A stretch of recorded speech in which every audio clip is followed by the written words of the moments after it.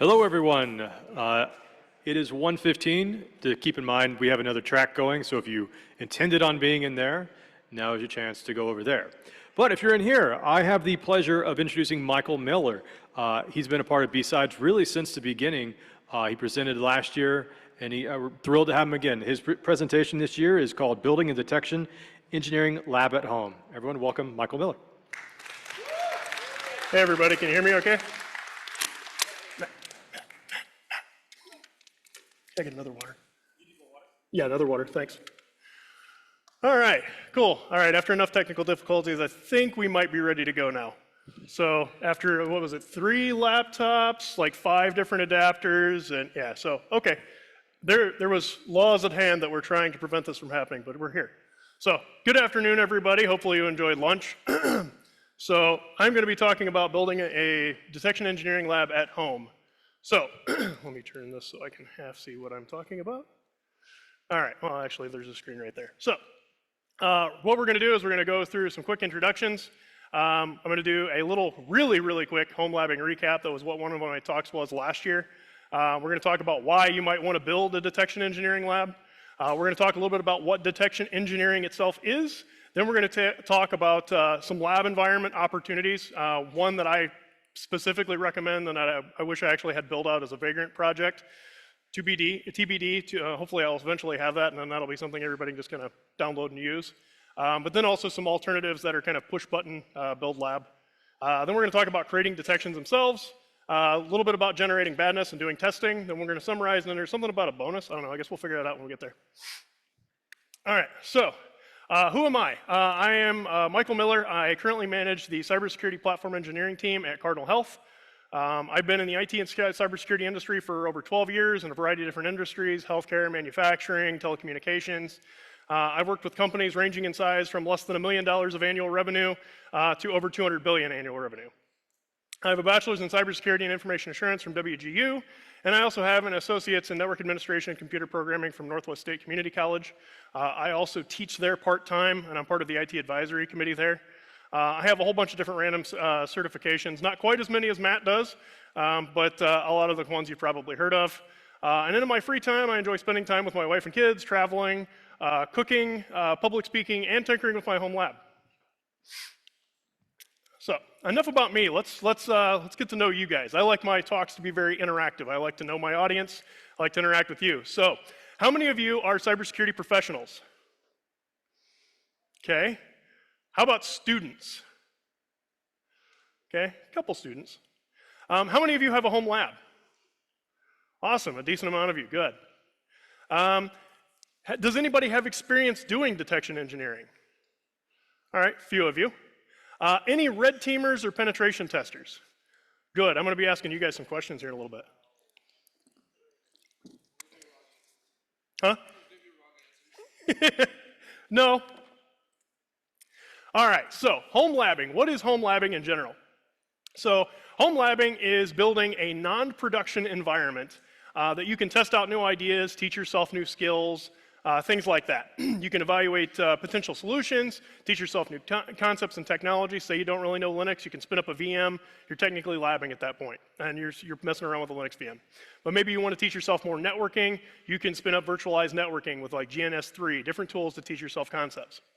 You might even, a lot of times with smaller companies, you don't necessarily have a separate test environment for things that work. So you might need to spin up a lab environment, maybe on a local machine using something like VirtualBox or VMware Workstation, so that you can even test out something before you do it in production, so you don't just test in live. And these can be any combination ranging from like a single system, like a laptop, to a full data center full of enterprise infrastructure. You might have switches, enterprise firewalls, you might have, SAN storage. If anybody goes to Reddit and goes to the subreddit r/homelab, there's all kinds of examples of, elaborate labs there. These can also, be physical systems, containers, virtual machines.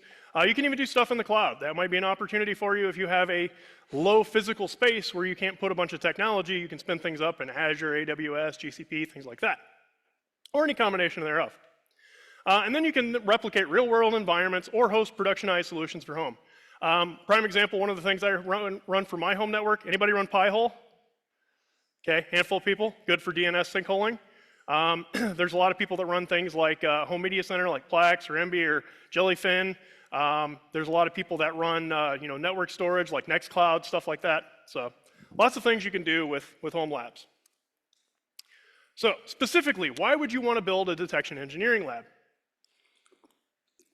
Well, detection engineering requires that you really understand the systems and technologies that you're building detections for. If you've never really worked with networking, it's going to be hard for you to know what kind of detections to build or what you should be looking for that's malicious or suspicious on the network. So you need to understand how these things work, which a home lab can teach you itself, but then that transitions directly into a detection engineering lab. I forgot to start, I need to keep track of my time. And the other thing is each environment you work in is going to be unique. So every company is likely to have different detection logic that's going to work. Prime example, in one of the previous companies I worked with, I had analyzed a malicious script and built out some detection logic based off of some of the behaviors I saw in that script. One of the specific things that comes immediately to mind is there was parts in this script where rather than doing something like wait, to where it waits for a period of time, it was actually pinging 127.0.0.1, so it's pinging localhost, because a traditional ping in like a Windows environment or Linux environment is going to take 1 second. So they could do ping for 30, and that's a 30-second wait. So I'm like, that looks suspicious, so let's build a detection around that. And then I went into another environment, I'm like, I'm going to replicate this. And suddenly I found out there were systems in the environment that were just pinging themselves relentlessly. And it was just noise, like thousands and thousands of detections. So I'm like, okay, that's not going to work. And you can sometimes tune that kind of stuff out. But again, every environment's going to be unique. So that's why it's important to understand how to create this stuff. And that's also why the vendors out there, when John was talking about how Cylance, being the end-all be-all for some companies and them thinking that, whether it's CrowdStrike, SentinelOne, Cylance, whatever, you name the company, there's a reason why they can't detect everything, because it would cause, so much noise for every environment, because each environment's unique. Plus, when you get further on in your detection engineering experience, you'll discover that advanced detections require a solid understanding of some of the tactics, techniques, and procedures that threat actors are actively using. And that's constantly changing, so you constantly got to research and study that.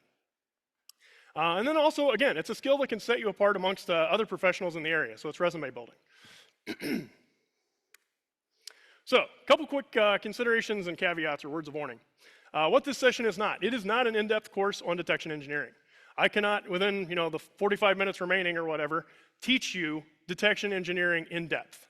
What I'm going to try and do is cover like concepts and how to build a lab, so that way you can test these things out and teach yourself further. There are entire courses and lots of articles written on doing detection engineering. This is meant to be an opener to it, not a full session on it. It's also not a presentation on how to build home labs. I forgot to edit out the recorded session for that. I wanted to have an offline recording that I could reference. Unfortunately, that didn't work out time-wise.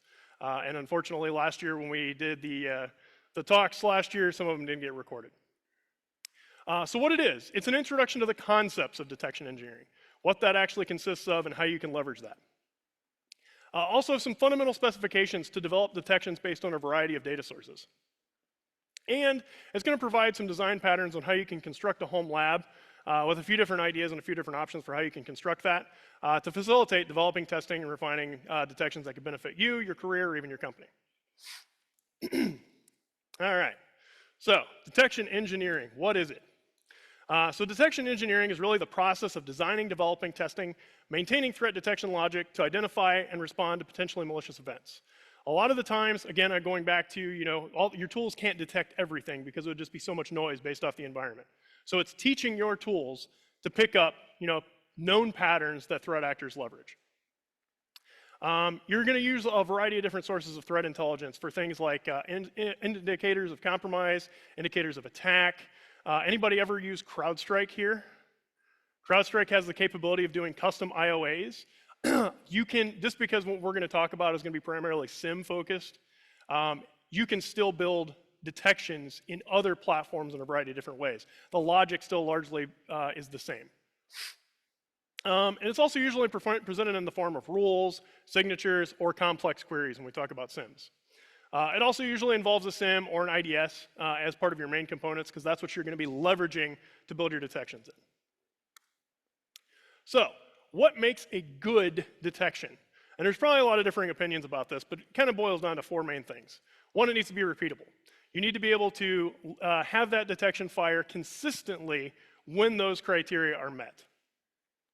It also needs to be high fidelity. Anybody ever work in a SOC as an analyst? How many people have ever suffered alert fatigue? Yeah, you want high fidelity detections. You want things that are actionable, things that you can really investigate, not that are just wasting your time.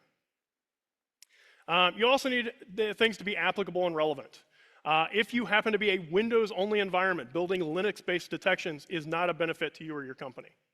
You want to focus on things that are relevant and applicable to the environment that you're working on. It also needs to be scalable, whether you're working with 100 assets or 10,000 assets. It needs to be scalable to work with the range of devices you have. All right, the pyramid of pain. Anybody ever heard of the pyramid of pain? Okay, good number of people. All right, so the way the pyramid of pain works is we start at the bottom, and we have hash values, which are trivial to bypass. We're looking at this from the threat actor perspective. That's why it gets harder the further we go up the pyramid. Also, from a detection engineering perspective, it also gets a little bit more complicated and harder from the defender side to also work your way up the pyramid. But let's start out with something simple. How many of you think you could write a detection that would block a hash value? A few of you? My pen testers out there, how many of you can bypass it when somebody writes a detection to block the hash? Cool. How about IP addresses? How many of you think you could write a detection that blocks an IP address? Okay. My red teamers, how easy is it for you to bypass when somebody blocks an IP? Thank you. Domain names, just slightly trivially harder. Network and host artifacts gets a little bit more challenging then from the red teaming perspective. If you get to where you're actually building detections based around threat actors, tactics, techniques, and procedures, of the red teamers out there, how many of you could really bypass that without a lot of effort, and it's probably not worth your time? Yeah. So we want to try and strive for getting closer towards the tactics, techniques, and procedures, because that's the actual behaviors that the threat actor leverages to bypass, your different controls, work their way through the layers of the security onion to where you're actually, they're able to compromise your environment. Data sources. What do we think some data sources would be good for detection engineering? Just shout them out. What? Windows logs? Windows logs? Any others? Firewall logs? DNS logs? What was that? Sorry. Application logs? Yeah. Lots of different good examples. And this is by no means a comprehensive list. Authentication logs, knowing where users are logging in from, where they're logging into. Network traffic logs, things like net flows, showing what IP addresses are connecting via what ports and interfaces and everything, what kind of data they're passing. Proxy logs, IDS logs, firewall logs, network and host. So not just from the network level, but also from the host. Endpoint detection and response, or EDR logs, things like process executions. What process execution tree is following? Are you having things like Word launch PowerShell, which then does a connection to the internet and pulls down a script? Network connections, DNS logs. Anybody suggest why DNS logs are important? Exfiltration is a prime example. C2 servers are another. Application logs, the applications themselves, each one's going to behave differently. Again, going back to every environment is different. You need to have, you're going to have to build application detections specifically probably for each environment. And then there's many more. It's definitely not a comprehensive list. All right, so let's talk about the lab. Man, that's bright. Let me see if I can do something about that. Nope, doesn't do anything there. Just lowers it on the laptop. All right, so that should wake everybody up a little bit. We're going to talk about the lab environment itself. So, the lab environment that I'm going to talk about is one I built for a class I teach at Northwest State.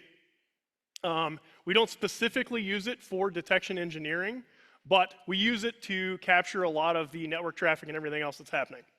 So, one of the most required things for a detection engineering lab is some sort of network. I put firewall here. I like having the firewall running something like pfSense or OpenSense. By the way, this lab that I'm talking about was built in VirtualBox, so I'll be referencing things specific to VirtualBox. Why VirtualBox? You can run it on any workstation. And two, it's free and open source, so you don't need a license for it. It doesn't cost you any money. Also, pfSense and OpenSense, free and open source firewalls, so you can download those and spin up a VM.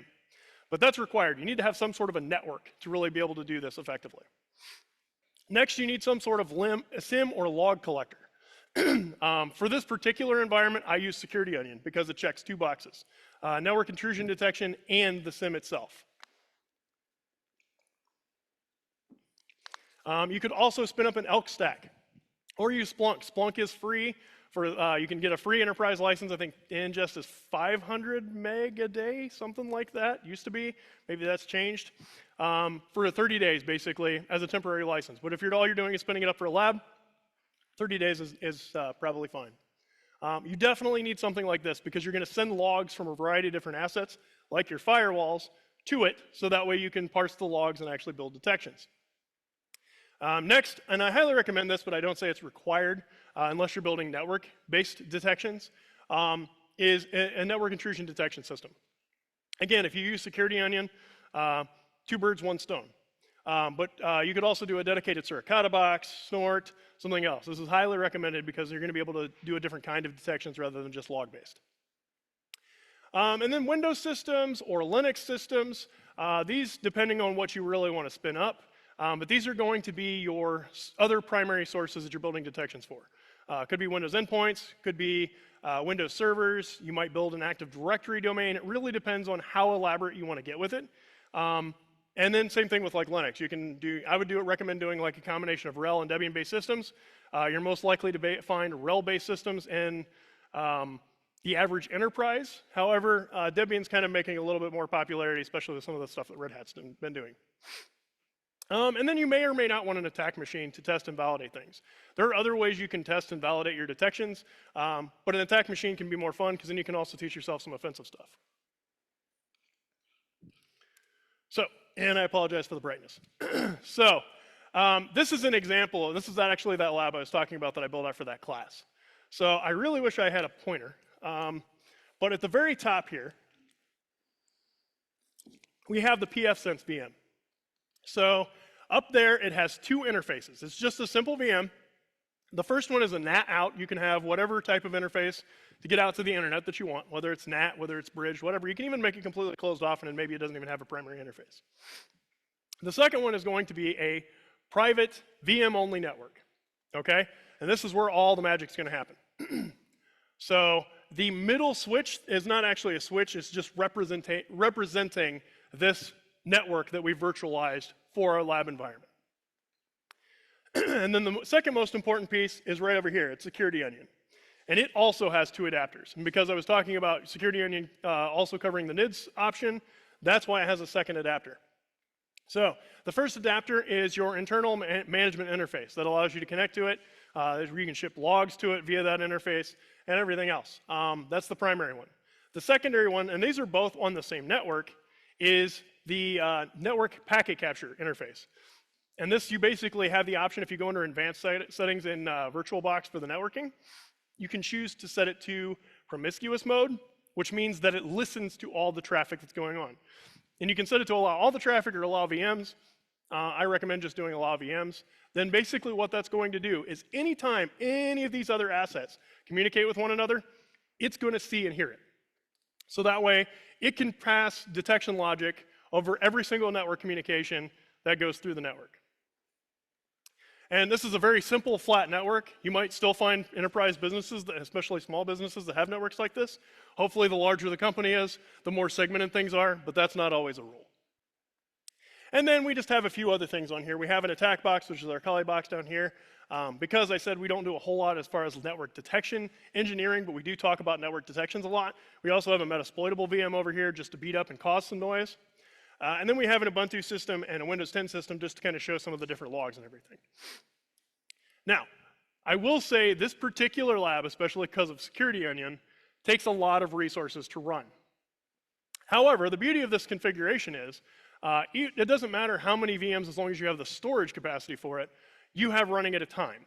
If you're limited on like maybe 16 gigs of RAM or something like that, you can run a couple of these VMs, specifically the pfSense, then the Security Onion, and then maybe one of the other ones, to actually, send your logs and everything, and have the other ones turned off, but still leverage the capability of writing detections. You just have to just focus narrowly on one operating system and endpoint at a time.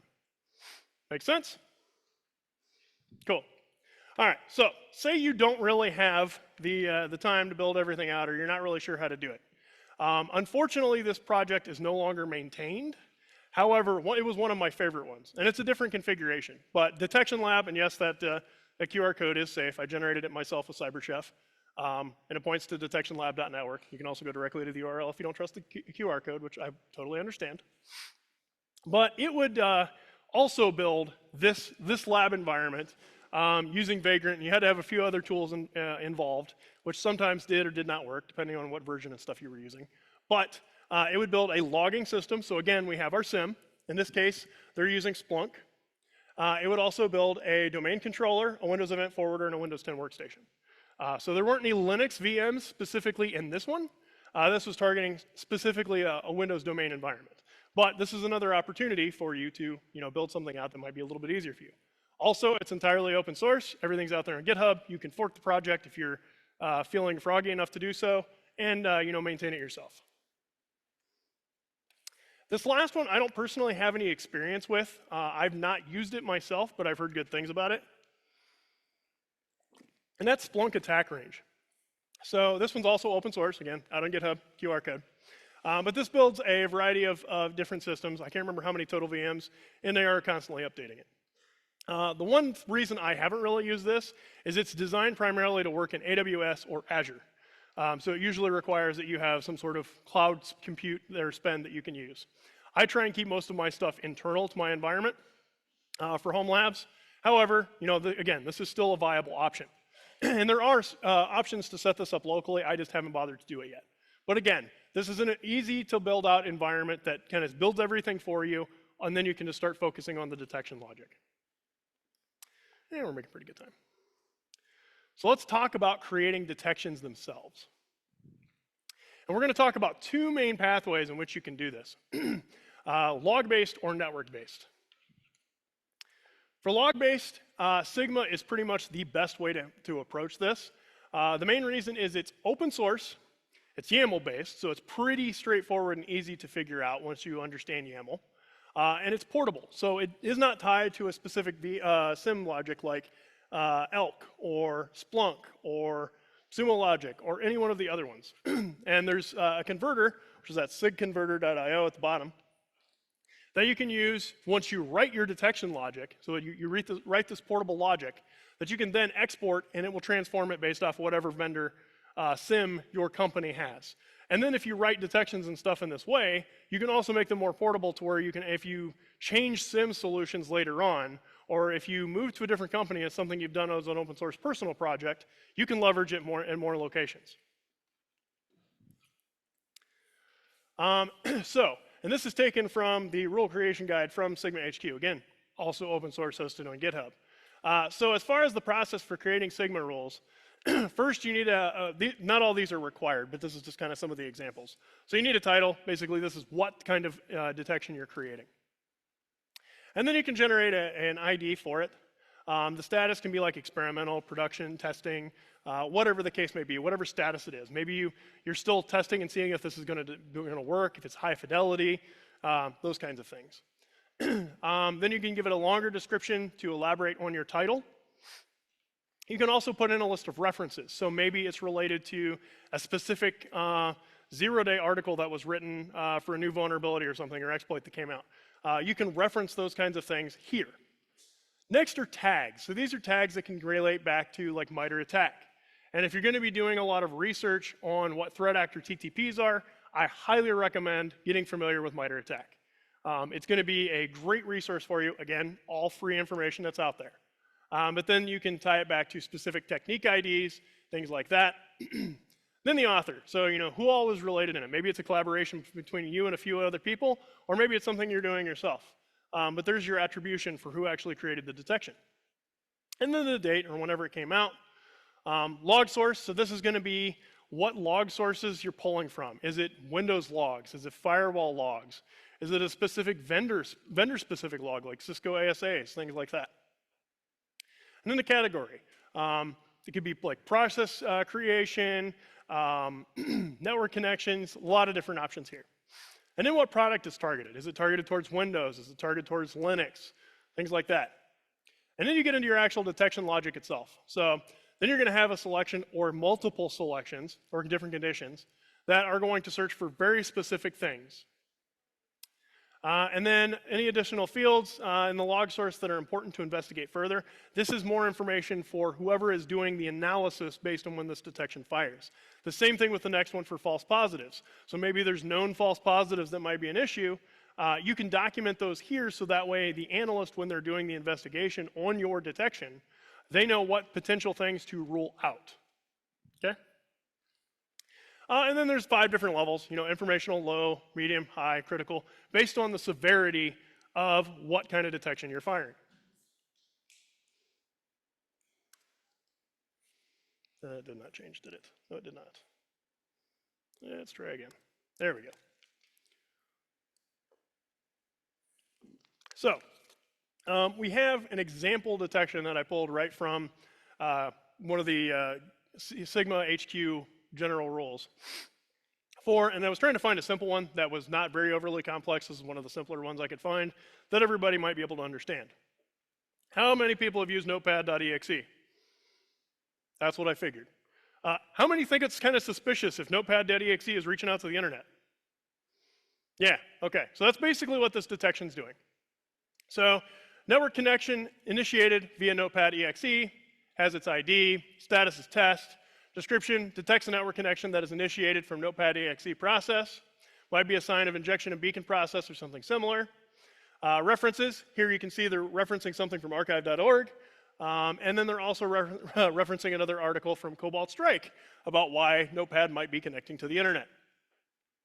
Says who the author is, it's a particular team, when the date came out, when it was last modified, and then for tags, we've got command and control, execution, defense evasion, and then a specific technique. Then log sources, so it's a network connection targeting Windows products, because notepad.exe is a Windows product, and we're talking about a network connection being established from it. And then you have our detection logic. So you can see our selection says the image, so this is the executable, ends with notepad.exe. So it doesn't matter if it's notepad.exe on your desktop, or in the Windows System 32 folder, or in some random other temp location. If somebody's using live-off-the-land binaries to copy it to your system, my purple teamers are laughing about that one, because if you're not familiar with live-off-the-land binaries, you might want to make sure you're not using a full path when you're talking about executables, because they could be anywhere on the system. So it's best to do it something like this. And then there's also a filter optional printing, and it says, if you look at the false positives, why that's there. It said printing documents via Notepad. If you've ever printed something via Notepad, it might cause a connection with the printer via 9100 or similar. That might be a false positive. So if you see that network connection fires and it's port 9100 and it's also on the same LAN, chances are it's probably just going to a printer. However, if it's going out to the internet, then it's probably something that's a little bit more concerning. Hence, level is high. Does that make sense? Pretty straightforward. A little complex until you understand kind of the whole process you work through. And there are some very, very, very long, detailed ones. I was trying to find one that was relatively simple that most people should be able to understand as an example. Okay. Snort. So Snort focuses pretty much more on your network. This is your IDS or IPS. So it's an open source one. And rules can be header-based, payload-based, or both. So that means you can be the header of it. If you're not familiar with networking, the header is basically the connection information. What source IP address, what destination IP address, what source port, what destination port, things like that, what protocol. Whereas your payload's the actual data and stuff that's being sent. So you can do that one, the other, or both. And apologies for the brightness again. But here's kind of the breakdown of how a detection works for Snort. So you have an action, in this case it's alert. You have a protocol you're specifying, in this particular case we're looking at TCP. We have a source address, we're saying any, so pretty much anything in the IPv4 spectrum. Source port, we're saying 21. Direction is any, or excuse me, direction is to this address. Then our destination address is this 199.12.8 address. and destination port is any. And then you can actually add an additional thing like the message, and this is basically what will fire in the alert saying a TCP packet is detected and giving a SID. Make sense? A little bit simpler as far as the document, the overall rule building process than Sigma, but you're looking at, in this case, we're really just looking at the header information, not payload. Usually when you start looking at payloads, you best get familiar with regex. All right, and we're actually almost done. So generating badness. So this is how you can test things out. So maybe you've taken the time and you've written this very elaborate Sigma rule that you're almost positive is going to stop whatever the threat actor is trying to do. Well, how do you know? You need to test it. And the way you can test and validate that, there's a lot of different ways. Some of the more effective ways are automated or adversarial emulation tools like Caldera or Atomic Red Team. There's lots of pre-built trying to think of the way to phrase this. Pre-built attack patterns that you can execute to test and see if your detection will fire. The alternative is, if you're not familiar with setting those up or you don't want to go to the trouble, you can actually just manually be doing it yourself using Kali, using Nmap with maybe scripted execution or Metasploit. You can use a variety of different things to test out, but the idea is you want to validate that not only does your detection work, it fires as you expect it to. And then you can also, maybe you find that when you do set that up, you have a bunch of noise and you need to tune things out. So, all right, in summary, home labs are a great way to test things out and learn new things. Detection engineering is the process of creating detection logic. A good detection should be repeatable, something that works every single time. Relevant, you don't want something that doesn't relate to what your company does or what you're trying to specifically target. Scalable, it needs to be able to work across a variety of assets in the environment as the environment grows. And it needs to be high fidelity. You don't want to fatigue or wear out our SOC analysts any more than they already are. The pyramid of pain can be a measuring stick for the detection efficacy and complexity. The more you work your way up that pyramid, the more effective you are going to be at blocking and detecting threat actor behavior. However, it's also going to be more complex on you to maintain. A detection engineering lab requires a network. That can be recommended as a firewall, open source firewall or something running. A SIM log collector, but an IDS and an array of different machines are recommended so that way you can write and test, validate detections from a variety of different sources. Sigma for logs, Snort for network are two effective ways to work on to create detections. And you can generate true positives for your detection logic to test it. Oh yeah, there was that bonus thing.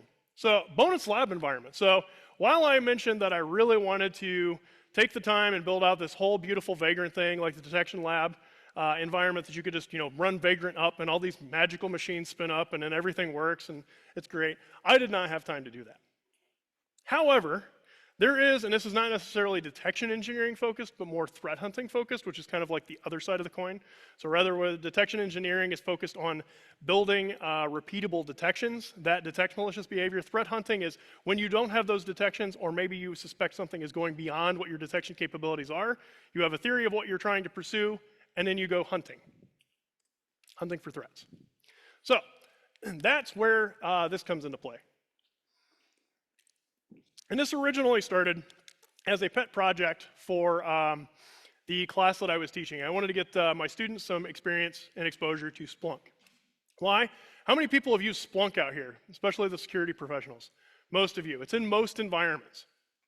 There are alternatives as far as SIMs, but it is one of the most common and most popular and most powerful, really.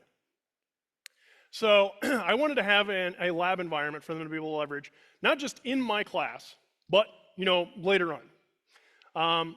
Also at my company, we like to do kind of internal trainings and stuff, and this is a good opportunity for helping upskill new folks or people who are training or cross-training in laterally from other positions. And then lastly, and what really was kind of my kick in the butt to actually get this completed is Splunk, and I'm going to pull a John here in a second. Splunk has kind of redacted their stance on publishing this and what the purpose of that is. And anybody work for Splunk here? Okay, good. And that's why I said I was pulling a John. And I love Splunk as a platform, but I have a little moral discourse with how they're approaching bots now these days. However, they did open source their first 3 versions. And just to kind of take a few steps back, bots is boss of the SOC. So it is a threat hunting simulation where you have simulated malicious data based off of real data that they've collected and anonymized and then regenerated for the purposes of training and competition. And it's used to try and give you the opportunity to learn more, upskill, and then compete against one another, to see who's the best, who's the boss of the SOC. So has anybody ever done a bots here? A few of you? Okay. You're about to have the opportunity to. So, as I said, Splunk had open sourced the first 3 versions. They're on version 8 now, I believe, is the one that they're actively doing. So they have not done this in a while, but they did release the first 3 data sets. Now, if you're familiar with how Splunk works, first you need the data. In this case, they have the data, the malicious data that you need to search. You need a Splunk instance in which to interact with to do that searching. But then, because every data source is different, you need a way of understanding that data source. And these are called add-ons. And there's apps and sometimes that make it, give you other opportunities for hunting through there. However, as time has went on, older versions of these add-ons have been removed from Splunk's marketplace where you can go and download these. You also have to have an account with Splunk to go and download these.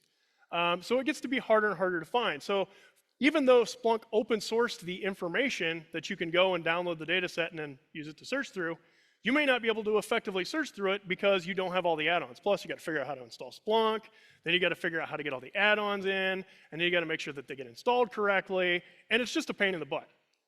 And it's discouraging to a lot of folks who might be wanting to learn or leverage it, but don't necessarily have the time or run into too many problems and get discouraged and just quit and go do something else because they want to learn now. They don't want to have to spend all the time troubleshooting why things are broken before they get to dive in and learn. So, enter this project. This is a Docker Compose file that spins up bots 1, 2, and 3. You can spin them up independently, or you can spin them all up at the same time. Bots 1 has been thoroughly vetted and effective. Bots 2, I know I need to make some changes to certain add-ons because it's not parsing some of the data correctly. I am actively maintaining this project though, so that will be fixed probably within the next month. And then bots 3, I haven't had a chance to really work through. But what this does is you clone this repo, and then you CD into it, and if you're not familiar with Docker, highly recommend learning it. Super, super fun and a super effective way to do some labbing stuff on your system. But then you run a Docker Compose up and the particular bots version you want to spin up, and then it goes through the process, downloads one of the latest versions of, it downloads specifically 8.2.3 of Splunk from Docker Splunk base, gives you a 30-day temporary license file and access for it, so it works for 30 days. And then it also, in this repo, has all the apps and add-ons you need to leverage each data set. You don't have to go hunting for them. You don't have to go through the process of trying to figure out how to install them and get them working. It does all that for you. And after a few minutes of it getting all that up and running, then you just go to localhost :8000 or 8020 or 8030, depending on which bots version you're running. And there you are. You can start diving in. And bots 1 and 2 have walkthrough apps, whereas bots 3 does not, at least not that I found yet. And the other aspect is, if you happen to have your lab environment up for, say, 31 days, now your Splunk license doesn't work anymore, Docker Compose down, Docker Compose up, you've got another 30 days to go. So, hopefully, if you want to learn more about Splunk, or want to learn more about threat hunting, or just dive into security in general, this is a good opportunity for you, because that's the whole idea behind it. And that is all I have for you folks. What questions do we have? Anything? No questions? Everybody still awake? Yeah? It's after lunch. All right. Well, thank you, everyone, for your time.